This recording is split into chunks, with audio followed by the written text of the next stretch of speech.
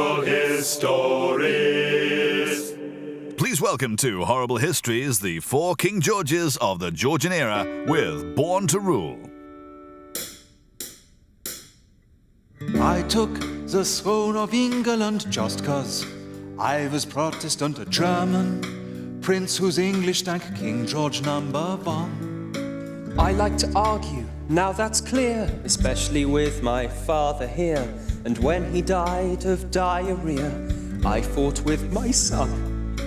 I broke records with my 60-year reign, and I broke the scales with my giant frame. Born to rule over you, King George 4, 3, 1 And 2. You had to do what we told you to, just because our blood was blue. I was a hunk, girls adored me, ladies all swooned before me. They would do anything for me, or I'd have their husbands killed. Had a war with Prince Charles Bonny. Everyone said that I was funny. I spent everyone's money. Our subjects were not thrilled. I was the sad one, And I was the bad one. I was the mad one, and I was the fat one. We were born to rule over you, Georges 1, 3, 4 And 2. England's kings. though we were German too. Him, And him, then me, then you. We were born to rule over you. Born to rule. forged on fruit, then I died on the loop. People hated us, And we hated them too. Born to rule over you. Born to rule over you. Me, I was as batty as a bunker's kangaroo. Me, I would have been more at home in a zoo. And now our song is through. Georges. Divorced, beheaded and died. Divorced, beheaded, survived. I'm Henry VIII, I had 6 sorry wives. Some might say I ruined their lives. Catherine of Aragon was one. She failed to give me a son. I had to ask her for a divorce. That broke up her heart, of course. Young Anne Boleyn, she was 2. Had a daughter, the best she could do. I said she flirted with some other man, and off with the chop went dear Anne. Lovely Jane Seymour was 3, the love of a lifetime for me. She gave me a son, little Prince Ed. Then poor old Jane went and dropped dead. Divorced, beheaded and died. Divorced, beheaded, survived. I'm Henry VIII, I had 6 sorry wives. Some might say I ruined their lives. Anne of Cleves came at 4. I fell for the portrait I saw. Then laid eyes on her face and cried, she's a horse! I must have another divorce. Catherine Howard was 5, a child of 19, so alive. She flirted with others, no way to behave. The axe sent young Cath to her grave. Catherine Parr, she was last. By then all my best days were past. I lay on my deathbed aged just 55. Lucky Catherine the last stayed alive. I mean, how unfair. Ugh. Divorced, beheaded and died.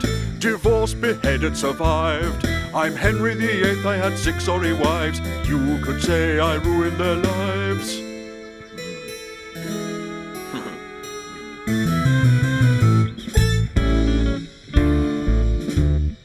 Of Egyptian kings we know oh so many things, 'cause the archaeologists have dug their tombs. Now we're here to show how to treat a dead pharaoh. Make a mummy that can decorate your room. Ah! First your dead king's lain on a table where his brain is pulled out with a wire through his nose. Then his guts and lungs, stomach, liver must be bunged in 4 jars so they do not decompose. Pour out salt to dry on the body, let it lie there for 40 days until it mummifies. In the bandage wrap up the body, leave a gap for the mouth and pop in artificial eyes. Hello! In the coffin cold, lay out prayers and little scrolls that will guard him on his journey far ahead. Pack his tomb with wealth, which he'll need for his health, if he makes it to the country of the dead. Now you've done your job, there are villains who will rob, so our mummy and its coffin we defend.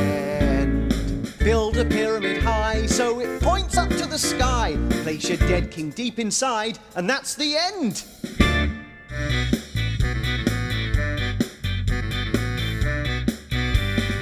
Anyone who's lived around these parts or ever knew us is well aware that you should never mess with the Tudors.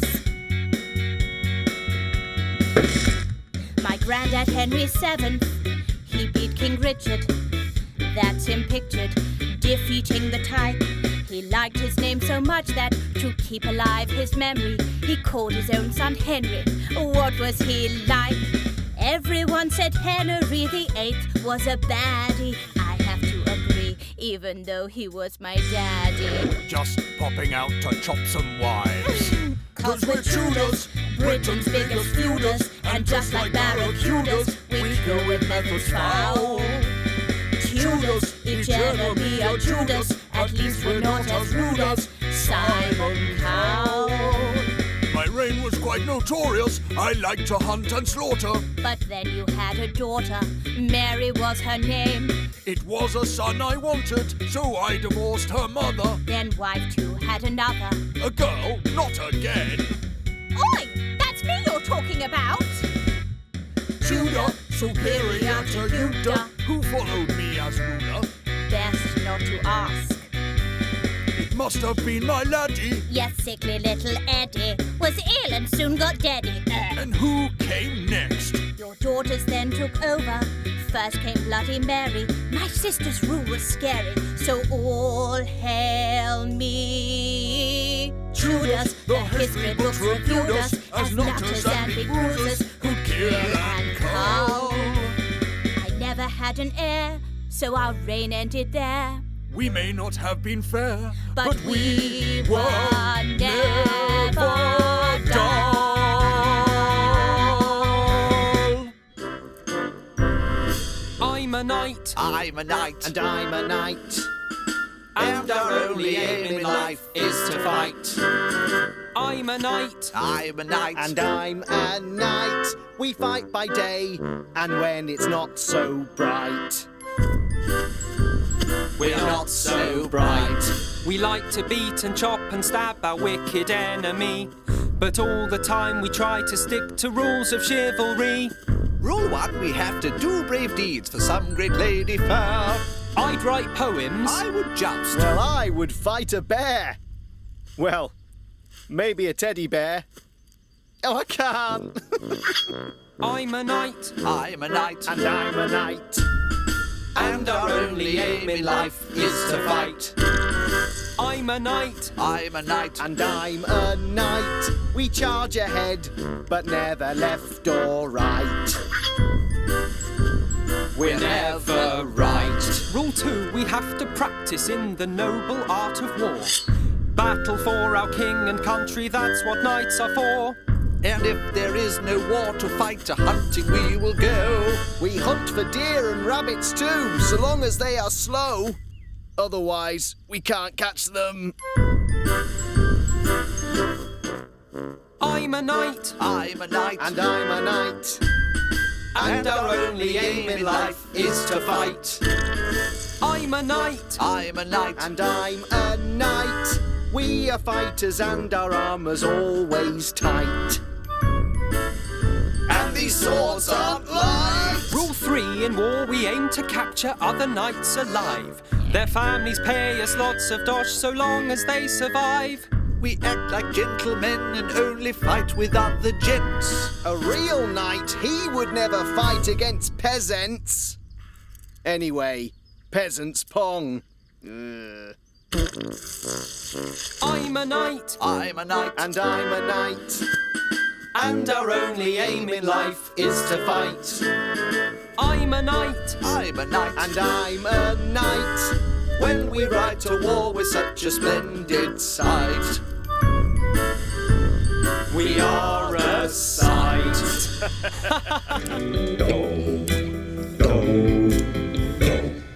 I'm just a lonely cave girl, searching for a mate, looking for cave romance, or at least a caveman date.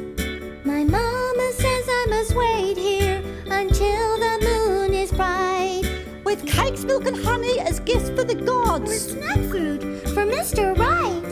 Now crawl around 3 times on your hands and knees.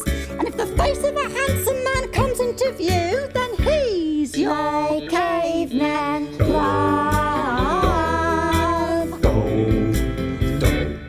I think I must look really silly. What caveman in his right mind would go for a crawling, circling cave girl like... Oh, are you the man for me? Caveman love.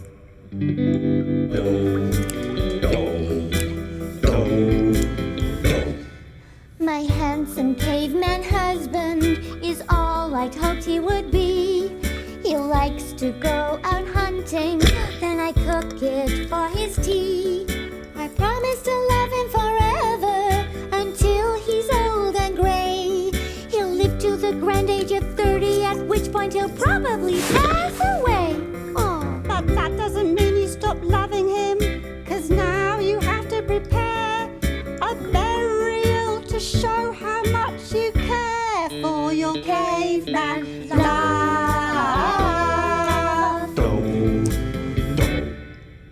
first I set fire to my husband, then carefully cut off his skin. Then boil in a pot some oysters and snakes, let the funeral begin. Drop in some limpets, some winkles, and sprinkles of mouse, toad, and shrew. Then put out the fire with the cauldron and say au revoir to my caveman love. My caveman love. My caveman love.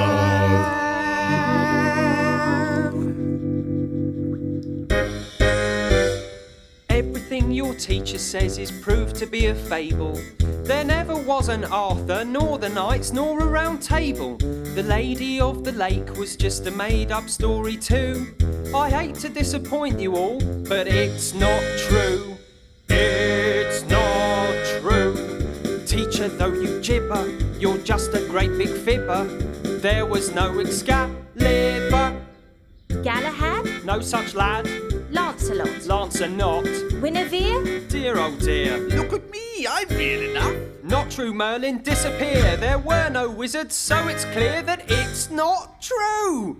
While we're on the subject, I'm afraid I must confess, though Dick Turpin was a highwayman, he never owned Black Bess. And Tutankhamun's tomb was never hit by any curse. There never was a dragon slain by George, it gets worse. Pirates never made their victims walk the plank on ships, so Walter Raleigh wasn't first to bring back spuds or chips. Robin Hood and Marion, a made-up story too. Outlaws out in Nottingham, it's not true. It's not true.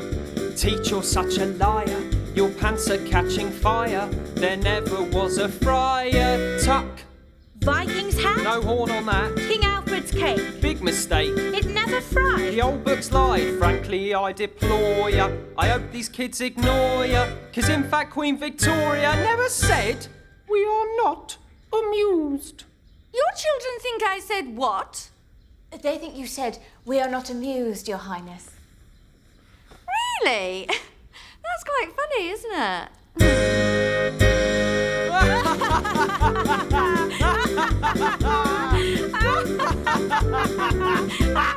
It's not true, it's not true, it's not true.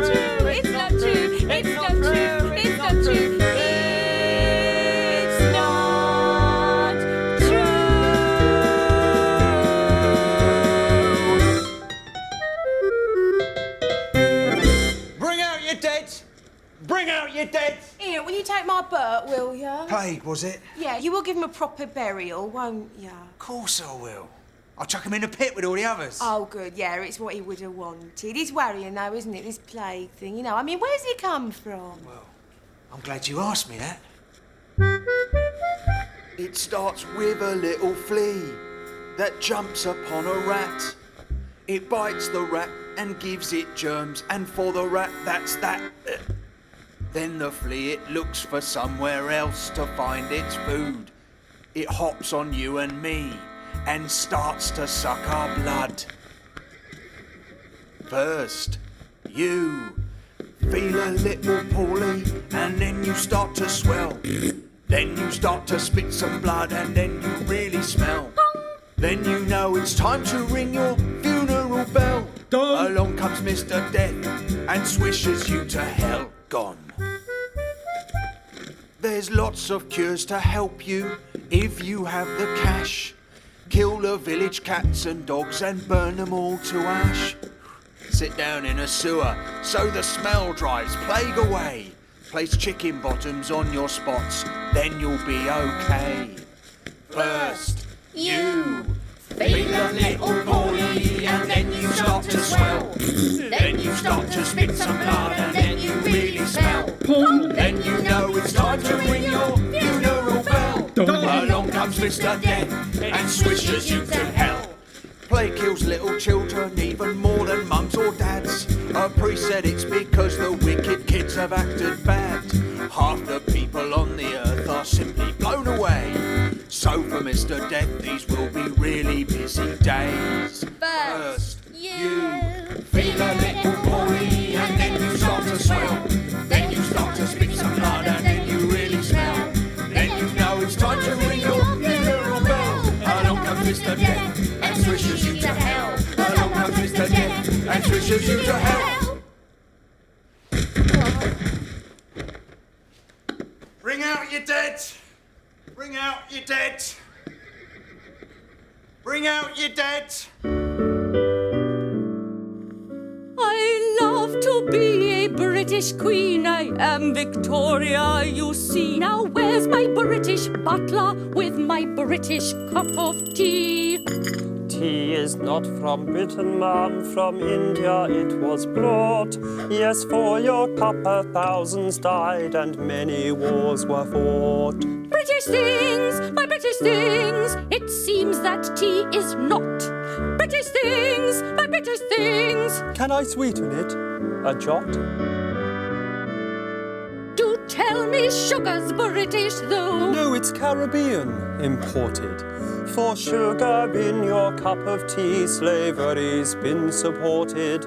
I know it's wrong, your majesty, but slaves in Africa worked hard in fields of sugar cane to sweeten up your cha. British things are British things. I thought that there were many. British things are British things. Afraid there's hardly any. You know your British cotton vest. What's wrong with it? Explain. The cotton's from America and picked by slaves again.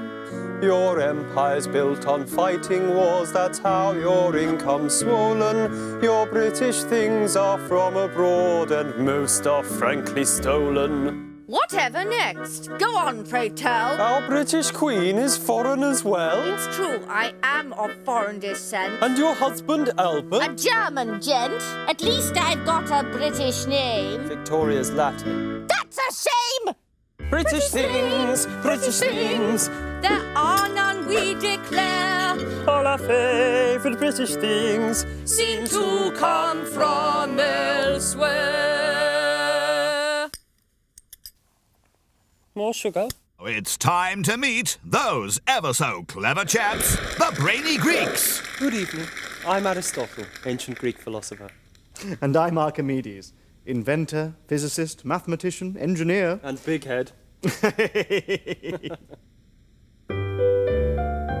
You know the caveman gave us wool.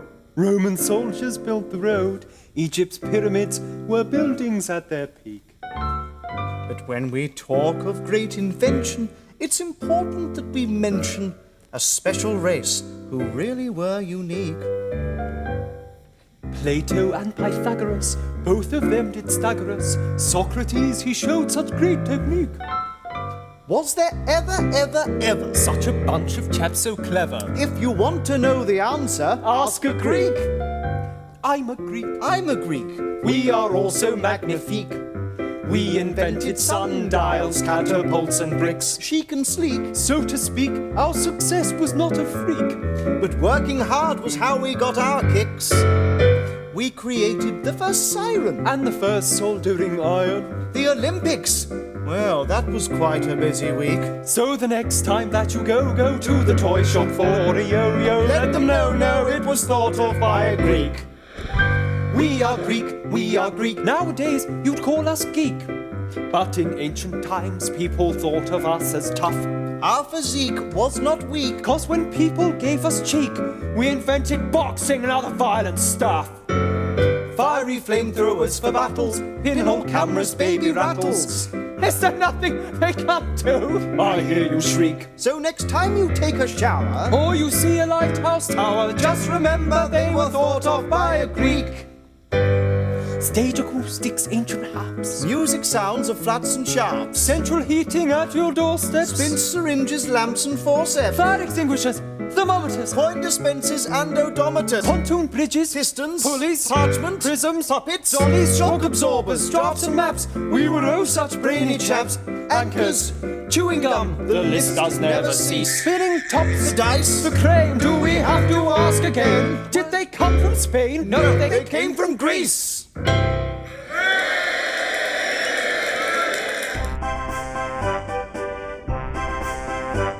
I'm not a famous surgeon, and I earn my daily bread by studying cadavers which are bodies not long dead. One day two suave young gentlemen appeared within my view. I'm Mr. Burke. I'm Mr. Hare. How do you do? These gents explained that their acquaintance had just passed away. It seemed the body'd only been a goner for a day. Excuse the curious offer, Said Hare, or was it Burke? but would you care to slice this up to see how corpses work? Well, it's always a palaver getting hold of a cadaver. So I said, yes, I'll have her. Oh, it's me. This body taught me much about what makes a person poorly. Why some men live to 99 and some die prematurely. How these parts function perfectly while others won't repair. How everything is interlinked. Oh, what's that doing there? Till one day there was nothing left and all my work was spent. Then Burke and Hare turned up again. My, how convenient! Another slab of fresh human organ, bones and flesh. Another gory sesh. Excellent news. As time went on, these kind men brought me several guys and gals. My lab was chock-a-block with all their freshly passed on pals. I paid them lots of money. Bodies came from everywhere. You really are a busy Mr. Burke. And Mr. Hare. They seemed such cultured gentlemen. I never did suspect that Burke and Hare were not so nice. I really should have checked. Then one day a policeman came, asked if I'd seen a chap. I hadn't, but days later, his corpse turned up in my lap. It seemed that these acquaintances of Burke and Hare actually were not their friends, and many did not always die naturally. Burke and Hare had murdered them. It was plain to see. Then brought the corpses to my lab and pocketed the fee. The two men were arrested, but one of them set free. Poor Burke was hanged, but happily his corpse was sent to me.